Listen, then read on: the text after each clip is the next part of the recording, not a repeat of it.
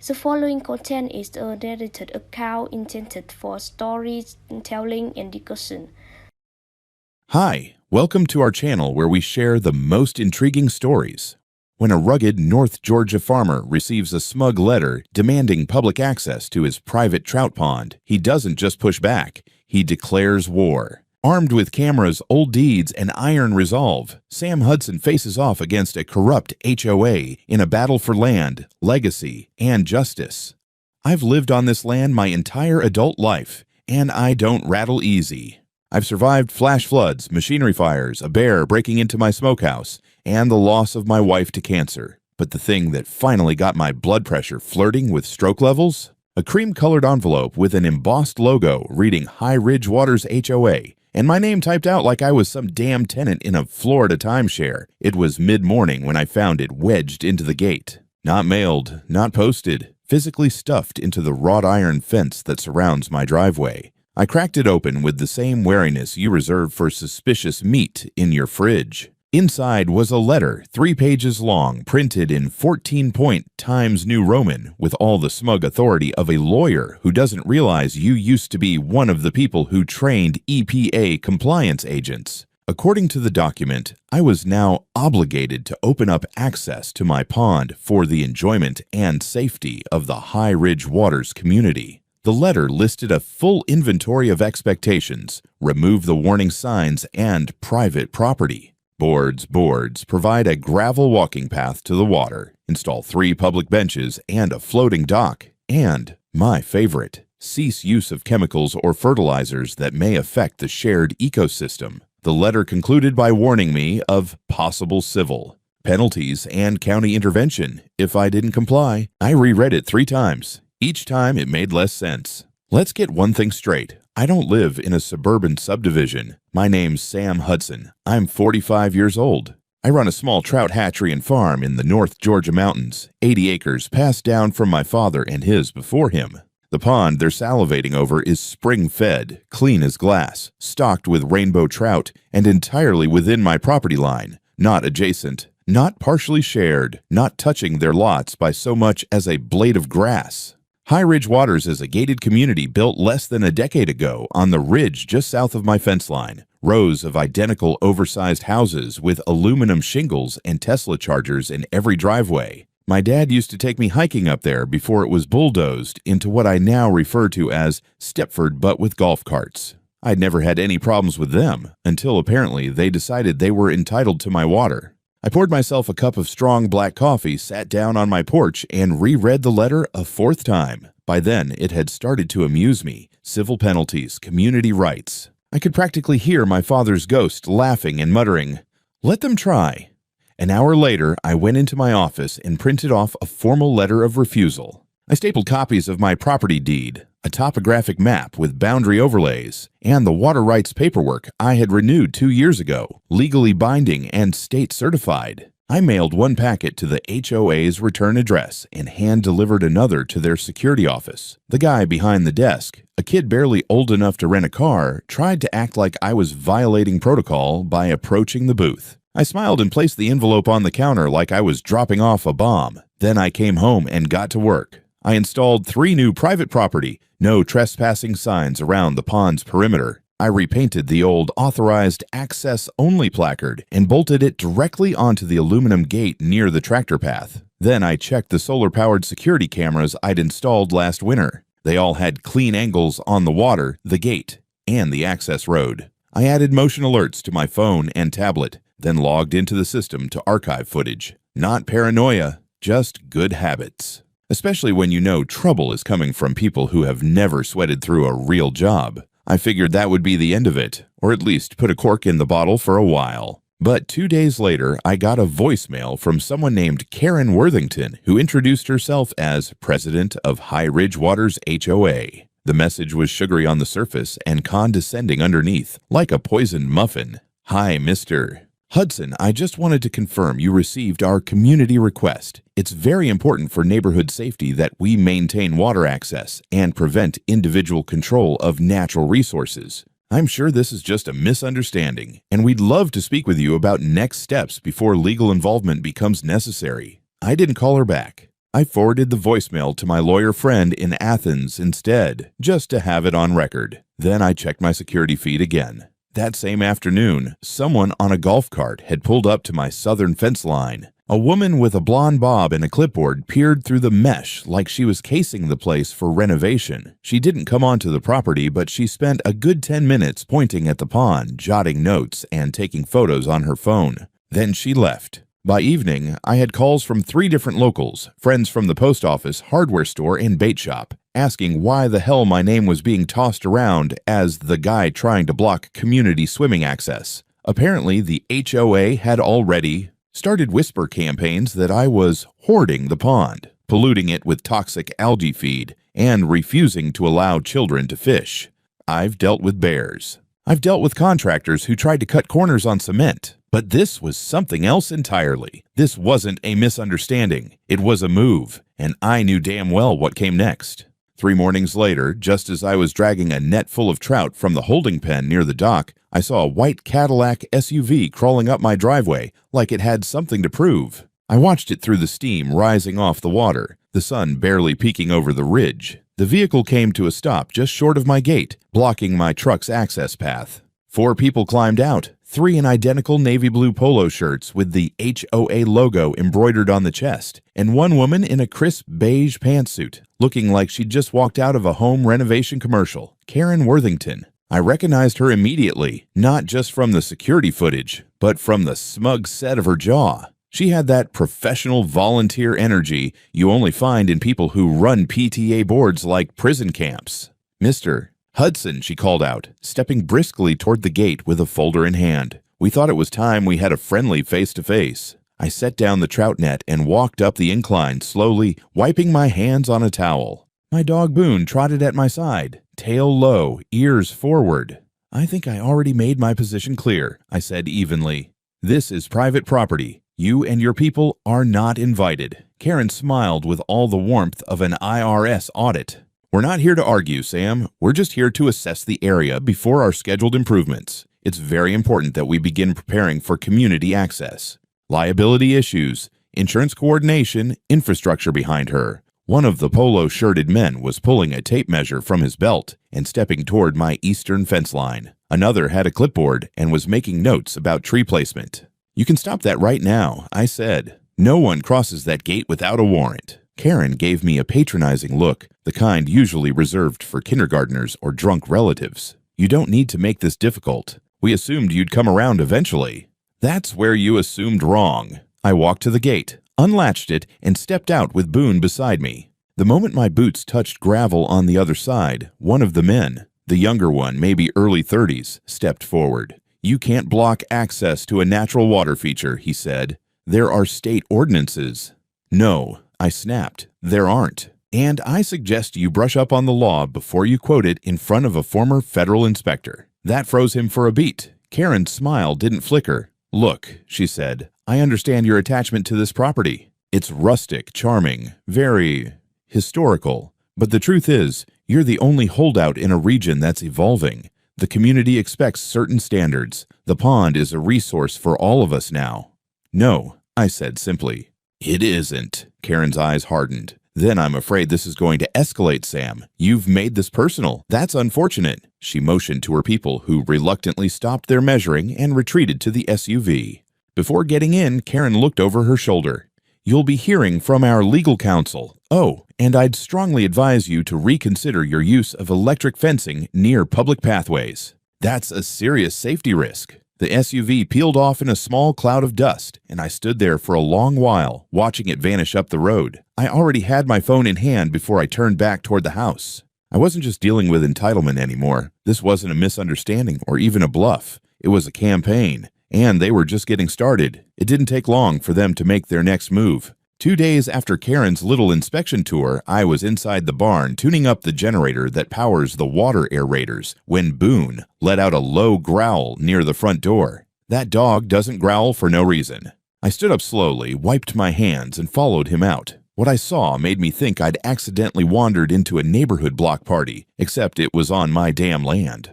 2 men in safety vests were hammering a temporary construction sign into the dirt near the fork in my driveway. It read, community pond, construction access. Please use caution. Behind them was a landscaping truck I'd never seen before, backed up close to my fence line with a trailer full of gravel buckets and wooden stakes. And standing just beyond my gate, with her arms folded and sunglasses perched high like a general surveying the battlefield, was Karen Worthington. I didn't yell. I didn't run. I simply walked up, unlocked the gate, and stepped out onto the gravel. "Move that truck," I said. Karen turned, feigning surprise. "Sam, good morning. Just a little prep work for the trail path. Don't worry, no heavy equipment yet."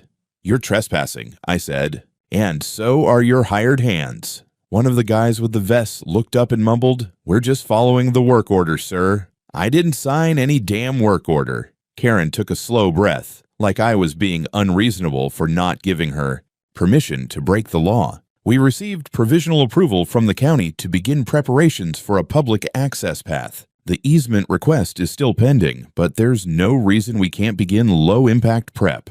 There is when it's not your land.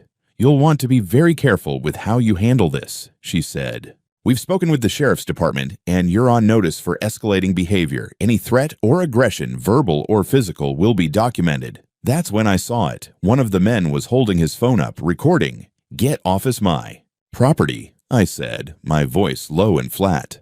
"We are adjacent," Karen said, her tone sugary again. "The corner you're referring to is disputed based on incomplete historic mapping." "No, it isn't. I've got boundary pins sunk 2 feet deep and a 1982 county survey to prove it." Karen signaled the man with the phone. He stepped forward, speaking louder than necessary. "Ma'am, he's becoming aggressive," he said toward the camera. "He's interfering with public right-of-way improvements. Should I call it in?" And just like that, Karen dialed. I didn't panic. I didn't move. I walked slowly to the gate, pulled out my phone, and tapped the security system app. With a few swipes, I queued up a live feed from the northeast camera, crystal clear footage showing Karen's crew entering without permission, placing signage, and blocking my drive. By the time the county sheriff's deputies arrived, 2 cruisers, lights off but visible, I had my footage exported onto a flash drive and was standing at the fence, calm as still water. Karen rushed toward them with exaggerated urgency, claiming I'd made threatening statements, and was aggressively preventing access to a community water feature. The lead deputy turned to me. "Sir, do you have weapons on you?" "Not on me," I said. "Rifles locked in the barn. I haven't pointed anything at anyone." "Anyone injured?" "No." Karen cut in. "He has a dog trained to intimidate, and he charged one of my contractors." I looked down at Boone. He was lying in the dirt, chewing a stick. The deputy took a deep breath and said, "Mr. Hudson, do you have any video of the incident?" "I do." 10 minutes later, the deputies were watching security footage from 3 different angles. No weapons, no threats, no aggression. Just a property owner telling strangers to leave his land. The lead deputy handed the flash drive back. "Looks clean. Ms. Worthington, this is clearly private property. You don't have authority to post signs here." Karen's lips twitched. "But this area is under planning review. There's ambiguity." "There's no ambiguity on that video." Karen tried to argue, but it fell flat. The deputies told her and her contractors to remove the signs and vacate the area. She didn't take it well. Her face turned red, but she backed off, shooting daggers in my direction as she climbed into her Cadillac. They left. But the next morning, a Facebook post circulated in 3 community groups, accusing me of threatening children's access to the pond, endangering workers, and hoarding a shared natural resource. And just like that, it wasn't just Karen anymore. I drove down to the county land office that Monday with a fresh thermos of coffee and a manila folder thick enough to give a chiropractor pause. Inside, every deed, plat map, survey, and notarized record my father had ever collected about the property. I even brought the old topo overlay he kept in a frame, marked with pencil notes from the 70s. I wasn't there to make a scene. I was there to get ahead of one. The land office clerk, an older guy named Jim I'd spoken with a few times over the years, greeted me with a cautious smile. "Something tells me this ain't a trout licensing issue." "Nope," I said. "It's a land theft issue dressed up like community planning." He nodded slowly, motioned for me to follow him into the back. I explained what was going on. He raised his eyebrows a few times, but said little until I showed him a copy of the HOA's letter. Then he said, "That's weird. Wait here a sec." 10 minutes later, he returned with a young woman in a blazer and name tag that read LISA, Land Use Coordinator. She was polite, but I could feel the PR armor in her tone. "Mr. Hudson," she said, "we did recently receive a preliminary site proposal from High Ridge Waters HOA. It includes long-term improvements to community green space, but I wasn't aware your property was part of it." "It isn't." She glanced down at the documents, then flipped open a digital tablet. After a few taps, she turned the screen to me. There it was, an updated map. On it, my pond was shaded light green. A dotted line labeled Pedestrian Nature Trail Phase 2 curved right through the southern quarter of my land. I stared at it. "Where did you get this map?" "It was submitted by the HOA's design consultant." "And what's this easement listed here?" I pointed at a dashed rectangle marked Temporary Public Access, established 1996, pending confirmation. Lisa tapped the screen. That notation was part of a supporting document, a provisional servitude apparently granted by the prior landowner. "Your father?" "No, ma'am," I said. "My father didn't give anyone access to this land, and I've got his signed refusal, notarized in 2006, rejecting all easement requests from surrounding developments." I pulled out the paper and handed it to her. Lisa read it, then reread it, then went very quiet. "This changes things." "I'd say it damn well does." She said they'd review the file and temporarily freeze any processing of the HOA's development requests. I didn't leave it at that. I submitted an official complaint for land boundary manipulation and public misrepresentation. Jim co-signed it and gave me a case number. When I got back home, Boone was barking at a drone hovering just above the pasture. I watched it for a second, then pulled out my phone and zoomed in. The logo on the side read, HRW Ecological Planning Committee. They weren't stopping. They were just changing tactics. That evening, while sorting through old documents, I found something I hadn't seen in years. A letter my father wrote to a developer back in 2004, declining an offer to contribute a community access parcel. At the bottom was a handwritten note, "Let them pave their own damn pond. This one's ours." The next morning, I called a contact I hadn't spoken to in a while. Her name was Allie DeWitt, an environmental land rights attorney in Atlanta. Used to work federal. The kind who doesn't blink when someone brings her a map with forged borders. "High Ridge," she said after I explained everything. "They're pushing the servitude argument, huh?" "Hard." Then we get louder. "Let me make a few calls. Also, don't be surprised if they try something cute." Define cute. "You'll know it when it happens." It happened just after midnight. I was in bed reading an old fly fishing journal when Boone started pacing at the window, ears pinned, tail low. He didn't bark this time, just that tight, quiet growl he saves for coyotes or strangers. I slipped out of bed, grabbed the flashlight from the nightstand, and went to the back door. Before I even opened it, I saw it. A faint, bouncing glow moving along the tree line near the pump station. That station feeds water from the springhead into the trout pens. Without it, the pond starts stagnating in hours. Every pipe, switch, and sensor in that system is what keeps this entire operation breathing. I didn't yell. I didn't even slam the door. I moved fast and quiet, flashlight off, Boone at my side. As I rounded the barn and crept up the gravel path, I saw them. Two silhouettes by the pump house, crouched low, fumbling with something near the power box. I clicked on the flashlight and called out, "You're on private property. Step back from that unit. Now." One of them jerked upright. The other dropped what looked like a pry bar and bolted toward the trees. The one who stayed didn't run. He straightened, raised his hands halfway, and said, "Whoa. Hey, we're just here to check the lines. There was a service ticket open." "Bullshit," I said. "Who sent you?" "High Ridge HOA, maintenance subcontract." I snapped a picture of him on the spot. Face, hands, vest, clipboard. Then I told him to lie flat on the gravel until deputies arrived. He hesitated, like he might try something stupid. Boone stepped forward, growled once, and the guy hit the ground like a sack of seed. By the time the sheriff's deputy showed up, I had the guy's ID, the license plate off his van, and a Ziploc bag with the pry bar and a bolt he'd dropped. The deputy didn't even argue. He saw the security camera mounted above the pump house and asked if the footage was rolling. "You bet your ass it was." The deputy took the guy into custody for trespassing and attempted tampering with private utilities. The other runner got away, but they found his tire tracks leading back toward the HOA gate. I knew what was coming next, so I called Allie at 6 in the morning.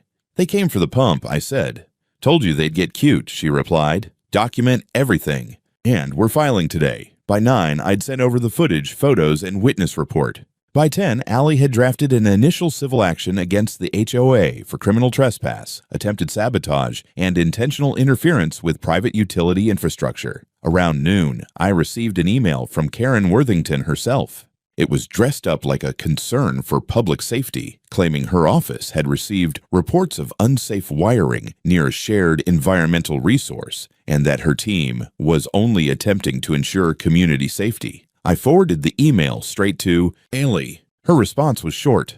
"They're bluffing. Time to go public." Later that afternoon, I posted a series of screenshots from the security footage to my business's website and social media. No commentary, no rage. Just the facts. 2 men at night, tools in hand, caught on a system guarding legally registered agricultural infrastructure. The internet took care of the rest. By the next day, I was getting phone calls from neighbors I hadn't spoken to in years, offering help. One of them, Tom Reynolds, who lived just outside the HOA perimeter, brought over a roll of fresh fencing and a new motion-activated floodlight. "Just say the word, and we'll string this whole side with reinforced mesh," he said. "We're not letting them screw with your land." That night, I installed a third camera angle pointed directly at the access road. I also added a sign near the pond gate. It read, "Private water. Trespassers will be documented and prosecuted. Fish bite harder than lawyers." The envelope arrived 2 days later, certified and smug. The return address wasn't Karen's, but the law firm she'd no doubt retained for her latest stunt, Caldwell and Dean, LLP, out of Macon. Inside was a thick packet labeled Civil Action, High Ridge Waters HOA versus Samuel Hudson, and in bold, right there on the summary page, cause, obstruction of community access / environmental harm / non-compliant structures. I sat down, poured a finger of bourbon, mid-morning or not, and read every page. They were suing me, claiming I had erected non-permitted fencing that blocked established community recreational easements, claiming the pond was part of a shared environmental basin due to historical runoff patterns, claiming my trout pens introduced chemical contaminants into a delicate shared watershed, and that my refusal to remove barriers was endangering the health and safety of the residents of High Ridge Waters. They even included a demand that I allow full pedestrian access to the water line, remove all obstructive fencing and signage, and pay damages of $72,000 for ecological mitigation. I laughed out loud at that part. $72,000 for fish poop and fences. By the time I finished reading, I was mad enough to chew gravel. I called Allie and read her the claims. "They're going full scorched earth," she said. "Good. We'll return the favor." Within 48 hours, we'd filed a counterclaim.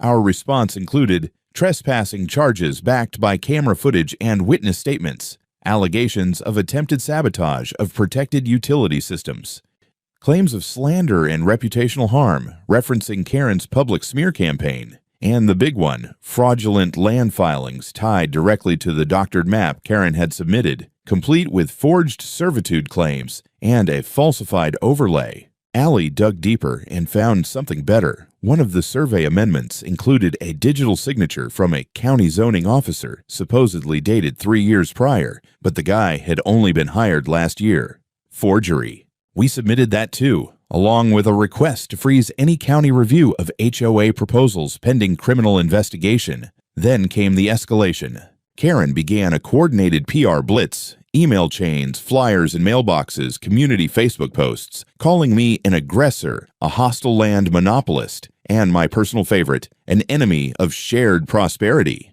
She even had a group of kids from the HOA film a video pretending they'd grown up by the pond, complete with dramatic music and drone footage that, if you looked closely, had clearly been taken after they trespassed. But I wasn't losing ground. Not an inch. One afternoon, a local news van pulled up near the front gate. I stepped out calm as ever and gave them the short version, showed them the footage, showed them the pond boundary, showed them the trout pens, the gate, the deeds, and the line in the ground that said, "Mine, not yours." The segment aired that night. Karen declined to appear on camera. A week later, we received notice. The judge had granted preliminary hearings on both suits, with priority placed on determining the validity of the land filings. That was the crack in the wall. If we could prove the filings were falsified, and we could, then everything else collapsed. The easement claims, the environmental hysteria, the access requests, all of it. I got a message from Jim at the county land office the next morning. "You'll want to see this. One of Karen's friends is under internal review." I smiled. Boone wagged his tail like he knew something big had shifted. The county zoning officer's name was Brent Mallory. Clean suit, thin tie, face like wet dough. I'd seen him once at a farmer's market handing out brochures about smart land use. Now he was on paid leave, pending a criminal investigation for signing off on a document before he even worked there. When I got to the courthouse for the preliminary hearing, he was already inside, seated behind his attorney. His neck was blotchy. Karen wasn't in the room, but her lawyer was. Same guy who signed that $70,000 insult of a claim. Allie stood beside me, calm and sharp in a gray jacket, her briefcase neatly stacked with exhibits. The judge, an older woman with reading glasses perched halfway down her nose, called the room to order and went straight to the issue of the map. "This proceeding will determine whether the submitted land use filings from High Ridge Waters HOA contain material falsehoods or misrepresentations." Brent shifted in his seat, like someone had just tightened his belt a notch too far. Then Allie pulled up the digital records. She showed the judge the timestamp on the file, dated nearly 18 months before Brent had joined the zoning office. Then she played a screen recording of the county's own hiring records. Brent started 6 months after the signature was supposedly filed. It wasn't just a clerical error, it was a lie. Karen's lawyer objected, muttered something about preliminary drafts, but the judge cut him off. "Is there a signed affidavit from Mr. Hudson granting easement access?" "No, Your Honor." "Is there any record, verbal, written, transactional, of consent from the prior landowner?" "No, Your Honor." "Then this court finds preliminary cause to investigate criminal forgery and zoning." Fraud boom. Brent's face drained like someone pulled the plug. By the time the hearing adjourned, 2 county officers escorted him out a side door. He didn't look at me once. He didn't need to. Karen, of course, went quiet for a full day. Then her machine started spinning again, this time with a different strategy. Someone spray-painted "selfish landlord" on my mailbox that night. A day later, one of my trout delivery clients backed out of a contract, citing concerns over negative press. Boone stepped on a roofing nail someone had tossed in the grass outside the gate. I pulled it out myself. He didn't even whimper. Allie called with a warning. "Expect noise. She's not out of ammo yet." I doubled the security feed, added backup power to the cameras, and bought a new drone of my own. Set it to auto-patrol the edge of my boundary line. Every time it spotted a figure within 15 feet of my fence, it pinged my phone and snapped a photo. That week, I got pings every damn day. Karen was using residents now, rotating HOA volunteers who would walk their neighborhood borders and just happened to pause near the pond. One guy even brought a lawn chair and sat at the corner post with binoculars like it was a nature reserve. I called the sheriff. Again. This time, he issued formal warnings for 2 individuals, both HOA members, both caught on camera crossing the boundary and photographing my pump system. "We've had enough calls from you to write a damn novel," the deputy said with a half smile. "But it's helping. You're playing it clean. Don't stop now." That night, as I was locking up the storage shed, I looked out at the pond, moonlight glinting off the still surface. My dad built this place with his bare hands. He stocked it, dredged it, defended it. I wasn't about to let some real estate queen with a clipboard and a grudge walk in and rename it a picnic ground. No chance in hell. The court date landed like a thunderclap. Monday morning, 9 sharp, full hearing. The courthouse was busier than I'd ever seen it. Local reporters, HOA members in clean polos. Even a few of my neighbors who'd never said more than howdy came to sit in the back row, arms folded, waiting to see what would drop. Karen showed up looking like she was about to receive an award. Navy skirt suit, white pearls, smug tilt to her chin like she owned the oxygen in the room. Her lawyer sat stiff beside her, flipping through a binder like he still had hope. Allie stood like a stone, calm, deadly. She opened with the map. Your Honor, we submit that the HOA knowingly filed falsified zoning maps that misrepresented land boundaries, easement rights, and water access in direct violation of state and federal land protection laws. Then she moved to the servitude claim. She brought out the notarized letter from my father, the survey overlays, the chain of title record. She even subpoenaed a former notary who'd signed the original affidavit rejecting easement requests. Karen's team tried to interrupt, claimed historical community use, claimed verbal consent, claimed shared resource doctrine, but Allie was already ready. The pond is spring-fed, fully enclosed by Mr. I. Hudson's deeded property, and serves as both his utility source and commercial fishery. There is no precedent for community access. There is no implied consent. There is only falsified paperwork and criminal misrepresentation. Then she pulled the trigger.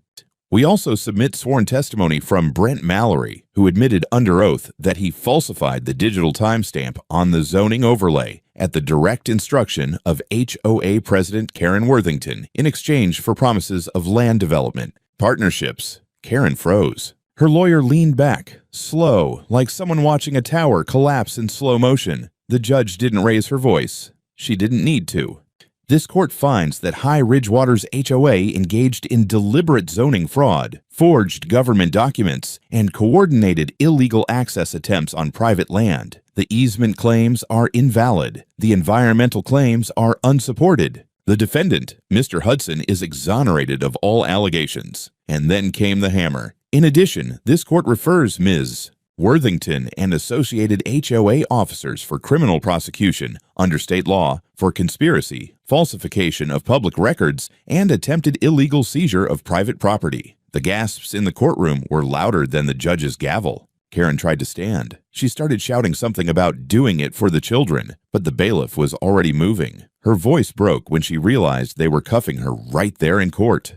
No back door, no gentle delay. 2 deputies escorted her out, shoes clicking on tile. I didn't smile. I didn't even move. Allie whispered, "We're filing for damages tomorrow. It'll be a big number." The judge closed with one final order: the dissolution of High Ridgewater's HOA, pending liquidation of all assets to settle damages and legal costs. Outside the courthouse, reporters swarmed like bees. I gave one short statement. Land is land. Lies don't change boundaries. You build something honest. You protect it. Then I drove home with Boone riding shotgun, his head out of the window, catching the wind like it had finally turned in our favor. That night, I sat by the pond with a cigar and watched the moon ripple across water that was once again unquestioned, unclaimed, and mine. They started tearing down the HOA signposts that same week. First came the emails, formal notifications to all residents of High Ridgewaters that the HOA board had been dissolved by court order, dues suspended, access cards deactivated, the amenities committee disbanded. No more Karen, no more community enrichment nights,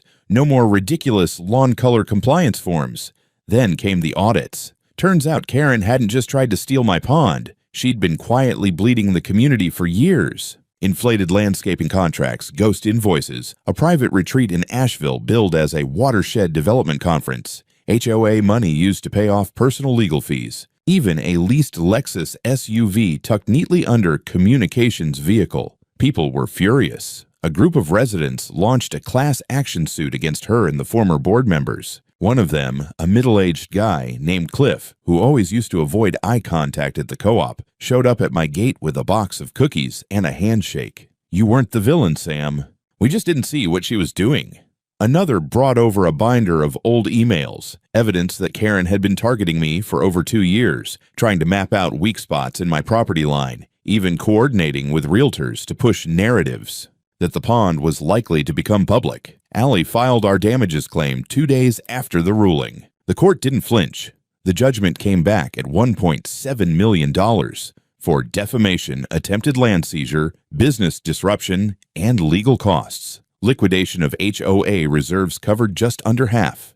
The rest was to be paid personally by Karen and her 2 officers, who'd stood with her during the trespassing stunt by the pump house. Karen's home, technically built on a questionable lot barely cleared under the rezoning overlay, was seized for partial repayment. That little communications Lexus, sold at auction to cover Boone's vet bills and a new drone. It was poetic. I used part of the funds to rebuild the gate and install an armored keypad system with a steel entrance arch. Not flashy, just firm. The kind of gate that says politely, but unmistakably, not yours. I also upgraded the pond's perimeter fencing and brought in an engineer to reroute one section of the overflow, tightening flow control and adding solar-powered sensors to prevent tampering. But not all the changes were defensive. I reopened the trout reservation books. By spring, we were back to full capacity. People drove in from 3 counties to fish that water, some just to say they'd seen the pond that beat the HOA. I hired 2 part-timers, kids from the nearby high school agriculture program, to help me manage the pens. Taught them how to net without spooking the fish, how to balance the algae levels, and how to read a well-fed trout's mood from 20 feet. Even Boone seemed lighter. He'd sit out by the gravel road in the sun, like a retired sheriff who'd cleaned up one last mess before finally settling down. The day the last community park sign came down, I stood at the edge of the pond with a cup of black coffee and let myself breathe deep. The air didn't smell like victory. It smelled like cedar, fish feed, spring runoff, and clean earth. It smelled like mine. A month after the last payment cleared, I got a letter from the State Water Advisory Board. It wasn't a bill for once. It was an invitation. Apparently, word of the case had spread, first through local papers, then through a few legal blogs, then into niche forums about property rights and HOA overreach. A quiet little farm in North Georgia had become a landmark case in private land protection. They wanted me to speak at a conference in Atlanta, not as a lawyer, not as an expert, just as someone who didn't back down. I almost threw it away, but the idea stuck in my head like a splinter. 3 weeks later, I stood in front of a podium in a too-clean hotel ballroom, staring out at a few hundred city officials, landowners, and young lawyers in blazers too sharp for their shoulders. I wasn't comfortable. I wasn't polished, but I told them the truth. I told them about my dad and the rocks he hauled to build the dam line by hand. I told them about the trout, the pump house, the solar rig. I told them about the way Karen's HOA crept closer each year, how their tone changed from polite to entitled to hostile. I told them how you can be right and still get run over if you don't put up a damn fence and lock it. They clapped. Some asked questions. A young woman from Colorado asked if I'd testify for a similar case they were fighting over a stream access trail. I said sure. Why not? By fall, I'd given 2 more talks, published an op-ed in the Savannah Ledger, and agreed to consult on a documentary series about rural land defense. The producer had a real fancy way of phrasing things, called it a clash between legacy and suburban imperialism. I just called it what it was. You don't get to take what isn't yours. That winter, I turned the old storage barn into a small office. Nothing big, just a desk, Wi-Fi, and a filing cabinet. Put up a little wooden sign over the door that read, Hudson Land Stewardship and Rural Advocacy. A few farmers from over in Jasper came by for advice. A retired couple from Tennessee sent me their deed and asked me if their lake could be taken. I told them, not if you keep your records tight, your gates locked, and your neighbors at arm's length when they start smiling too wide. Sometimes people send letters now, or trout jerky, or dog treats for Boone. One guy sent a bottle of moonshine with a tag that read, for standing your ground when the lawyers got loud. But I didn't do any of this to be noble. I did it because some people think fences are optional, because some people think ponds don't count if they're not full of jet skis, because some people think the word community is a crowbar, not a handshake. Now they know different. Last week, a young family from the county stopped by to fish. First-timers, brought their own poles, packed a lunch. The little girl caught her first trout, squealed so loud Boone jumped straight into the water, trying to see what the fuss was about. As they packed up to leave, the dad turned back and said, "You ever think about putting up a sign that says private pond, but friendly owner?" I smiled and said, I just might, but I never did, because the pond doesn't need a sign anymore. It has a story.